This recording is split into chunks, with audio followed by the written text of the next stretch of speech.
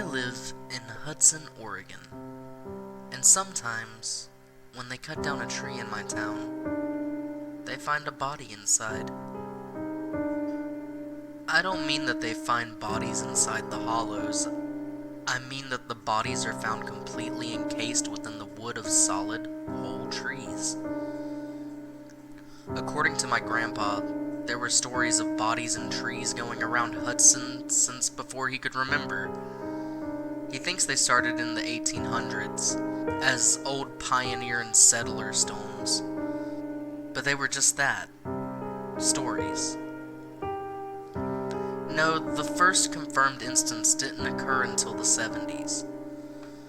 According to my dad, when he was about 11, he'd heard rumors that the Benson family had cut down a tree in their backyard, were chopping it up for firewood, and boom, bones and clothes in the middle of the logs. Donnie Fillmore told me it was like the wood had grown around the corpse, he remembered. Dad got unnerved. Dad told Grandpa, and Grandpa, a science enthusiast who didn't even raise his children to believe in Santa Claus, laughed and said those stories had been around forever. My dad was pretty shook up though, so Grandpa said that, if it would calm him down, he'd take him to the Bensons himself to prove that it was just the newest iteration of an old story. They went to the Bensons. And it wasn't just a story. Nobody knew who it was the Bensons found in the tree. Grandpa said some wacko in town even tried to persuade people the body had grown inside the tree. But everyone pointed out real soon that didn't explain the clothes. The reporters came to Hudson, of course. Dad says he even remembers a news truck.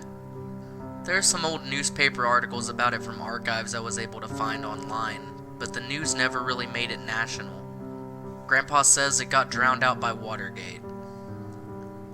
They buried the remains in an unmarked plot in the local cemetery, and for years people joked that if someone was running late to a meeting, they'd be caught by a tree. The second body they found is much better documented. In fact, you may have heard about it yourself. In 1987, a landscaping company hired by Westford Construction was clearing out some forest land for homes. The landscaping company, whose name I haven't been able to find, it may have been off the books illegal immigrant labor, decided to mitigate cost of labor by selling felled trees to Gerstein Lumber, a local timber processing plant. Guess what they found in one of the trees? Body found within tree.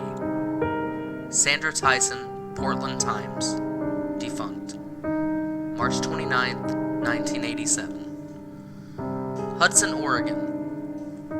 A lumber processing plant was shocked on Monday to discover the remains of a missing woman encased within the wood of one of the trees it was processing. Hector Torres, a supervisor at the Gerstein Lumber Processing Plant, informed authorities that workers had found clothes and human bones within some timber that the plant was in the process of preparing for sale. Local authorities have identified the body as Helen Fields, a Hudson woman who was reported missing in 1974. Robert and Cassandra Fields, the parents of the missing woman, say that while they are at peace now that their daughter has been found, they want to know what happened to her and how her body came to be encased within a tree. Fields' remains will be laid to rest with a memorial service at the Hudson City Cemetery on Saturday. You can still find some other articles about the incident online from newspaper archives, though it's most frequently talked about in publications about mysteries and urban legends. Of course, the article doesn't tell you that they'd already cut up the tree when they found the body. I've called Mr. Torres myself. He told me that they didn't notice anything strange until the machinery started making funny noises during the cutting, and that they had to hand over 4 different slabs of wood to the police. Also, the article seems to imply that either the body was intact enough to identify, it wasn't, or that they did some sort of DNA testing. I don't think they did. From what a retired cop told me, they were only able to ID the body because they found a Sears name tag encased in the wood with the name Helen on it. They had to sand it down to make the name visible. And Helen Fields had been working for the local Sears at the time of her disappearance. Also, again from what I can tell, the news never really reached a national scale. Dad says it got drowned out by the Iran-Contra scandal. From what I've been able to find, there weren't any incidents after 1987. At least, none that were reported. During the 80s, Hudson had been touted as the next Portland. The city was planning to expand as much as it could, cutting into the forest land to build homes and stores.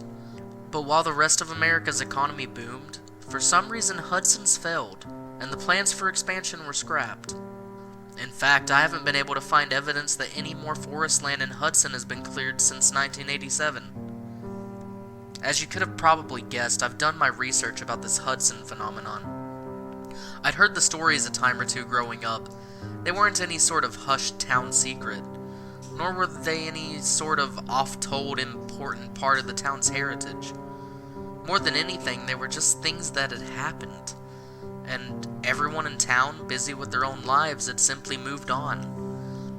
They were the kinds of stories that you forgot for years at a time, and when you were at a party or a hangout and one of your friends mentioned them, you'd feel a light turn on in your head and you'd remember them.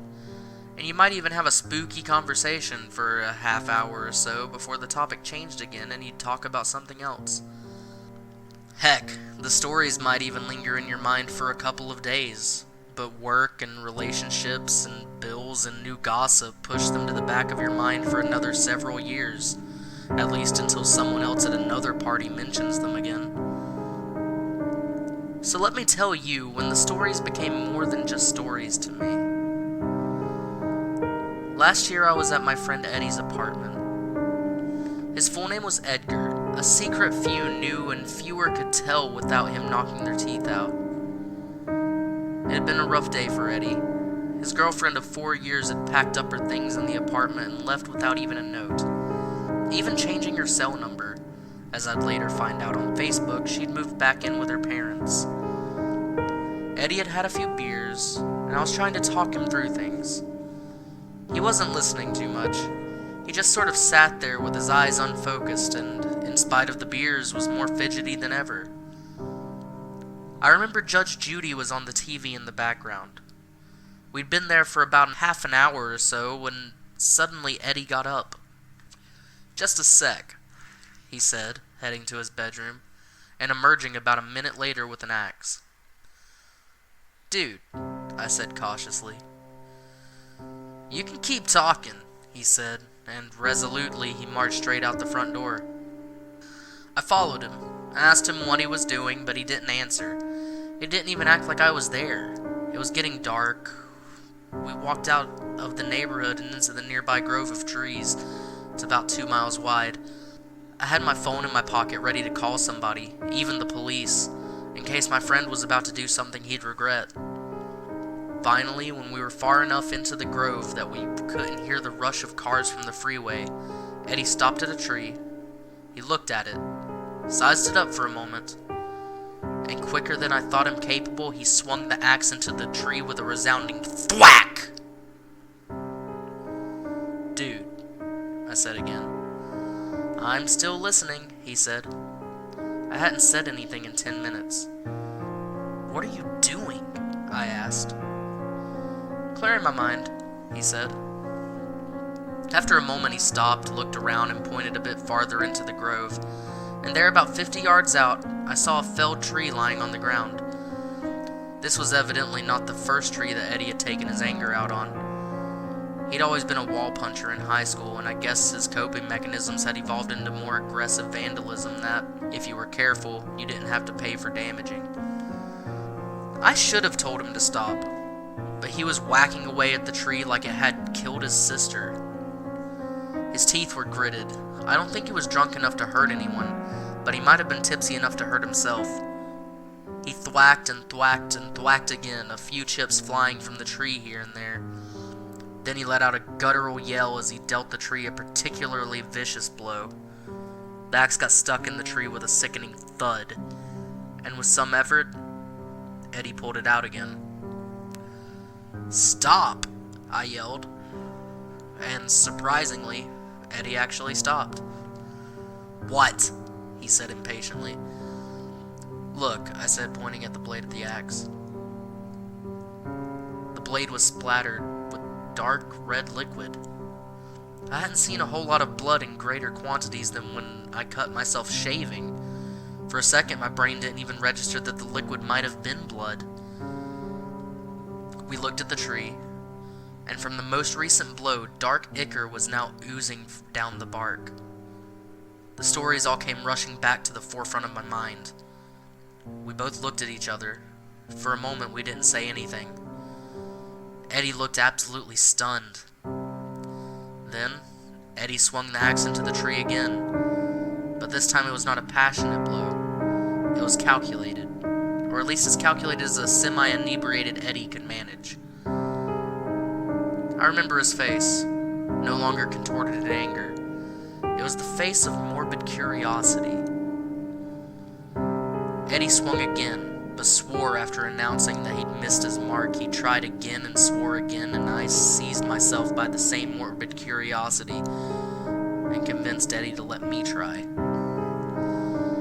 I chipped away slightly at the wood around the bleeding cut. The axe proved too clumsy an instrument for the work, so Eddie went back to his apartment and fetched a hatchet and a pocket knife, and I got to work. I carved and pulled away wood, all the time wondering if I was really going to find a body. And soon, after peeling away a chunk of wood, I saw it. A strip of blood-soaked denim. We had reached a leg. We kept at it. We should have called the cops right then, but we didn't. The thought didn't even cross my mind, and I doubt it would have ever crossed Eddie's.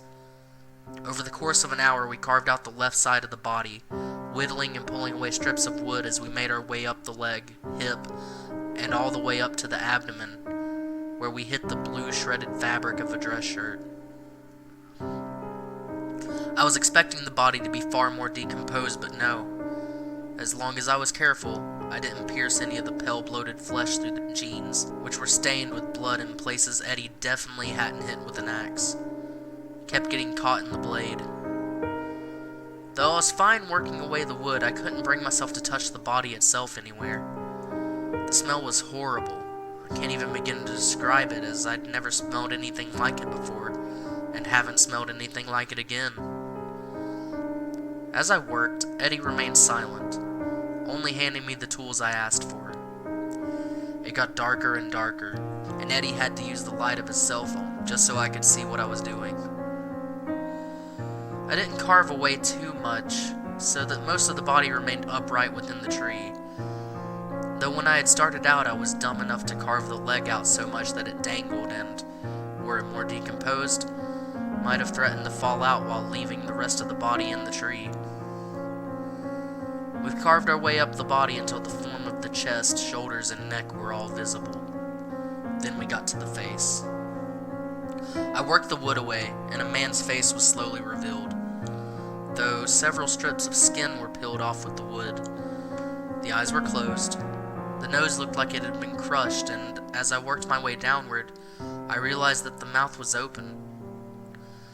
I had to use my pocket knife to pry the wood out of the body's open mouth. It took several minutes and lots of wiggling, but I finally managed to yank it out, though several of his teeth came with it. For the first time, I stood back to look at my grim handiwork. There, in front of me, was the body of a fellow human being, his face frozen eternally in a scream. I don't know whether the adrenaline had worn off, or if I just hadn't taken the time to actually think, but the actual horror of the situation finally hit me. My knees felt weak, and I had to lean against the tree. Eddie just stood there, silent. As I looked over the body, I noticed that we hadn't uncovered an arm, and as I scanned the shape of the shoulder, I realized that the arm must still be in the tree, stretching upward to where we hadn't carved yet. Whoever this man was, he died with his arm reaching upward. That's when we called the cops. They showed up after about 20 minutes and roped off the area, though though who would be coming into the middle of the forest was beyond me. We told them our story, and I know they smelled the booze on Eddie's breath, so I did most of the talking. As they took photographs of the tree and started prying out the rest of the body, one of the younger cops went on a power trip, saying we should have called them immediately after finding the body, and shouldn't have interfered so much with it. In fact, he might even charge us with vandalism of public property. We were let off the hook, however, after one of the older cops subtly told him to relax. They made some half-hearted attempts to tell us to go home, but we stuck around long enough to watch them finish pulling the rest of the remains out of the tree. They had to do it in pieces. I kept calling the cops over the next few days asking for updates. During that time, I researched bodies and trees online, talked to my family, and made phone calls around town, which is how I found all the information I've already shared. When I called the cops about a week later, they finally told me that they had ID'd the body as Jim Peters, a 43-year-old real estate agent who had gone missing a month before. Just 1 month? I pointed out that even if the tree could have grown around the corpse, it would have taken years for it to grow around the body as much as it had. The cops didn't have anything to say about that. The mystery didn't end there, though. Jim Peters was not from Hudson. He had gone missing from Phoenix, Arizona. But it was definitely Jim Peters. They did DNA testing and everything. Nobody had any answers as to how a guy from Arizona had ended up dead inside a tree in Hudson, Oregon. A few days later, Eddie knocked on my door. He looked a little rough around the edges. Dirty jeans and flannel shirt, bags under his eyes, unshaven. But he was sober. He smelled like a campfire. "Where have you been?" I asked. "Around," he said vaguely. We sat on the step outside my apartment and talked while Eddie lit a cigarette. "Crazy we just happened to hit the tree with a person in it," I eventually said. Eddie scoffed. "Wasn't luck," he said, taking a deep drag. "So, what?" I said. "It was fate?" "No," he said. "It was just pretty much guaranteed to happen." "What do you mean?" "I mean that of course we were going to knock one down with a body in it," he said. "Don't you get it?" "No," I had to admit. "We knocked down a tree with a body in it," he said, "because they all have bodies inside them." I was stunned. "How do you know?" "Well, maybe not all of them," he allowed, "but lots of them." "Eddie," I said slowly, "how do you know that?" For a long time he didn't say anything, just smoked. I knew better than to prod, so I let him sit in silence until he was ready to talk. Eventually I checked my phone. He'd been silent for 8 minutes straight. He even put out his cigarette on the cement and lit another one. "I gotta go," he finally said, getting up. I almost tried to stop him, but it was Eddie. That would have been pointless. About 2 weeks later, Eddie's parents called me. He hadn't answered his phone in 6 days. "Last time we talked with him," they said, "he said he was on his way to see you." "I'll try and get a hold of him," I said, "but it's probably just Eddie being Eddie." I tried calling Eddie. He didn't answer. I drove down to his apartment and knocked on the door. Nobody answered. So I grabbed the key I knew he kept under the mat, unlocked the door, and walked in. All of his stuff was there, but Eddie was nowhere to be seen.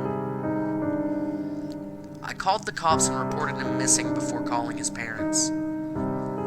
After I was finished, I drove back to my apartment, parked my car, and for the first time in years, I cried. I sat there and cried. After about half an hour, I finally wiped my eyes and got out of my car. I locked the doors, got out, made my way onto the sidewalk, began crossing the apartment courtyard, and almost fell down. Right there, in the middle of the courtyard's grass, and where there definitely hadn't been one before, was a fully grown elm tree. I'm currently in the process of moving to Indiana. I'm leaving Hudson in a few days, and twice in the middle of the night, I've gone down to that elm tree carrying my own axe. But I just don't have it in me to confirm for myself that Eddie is in there.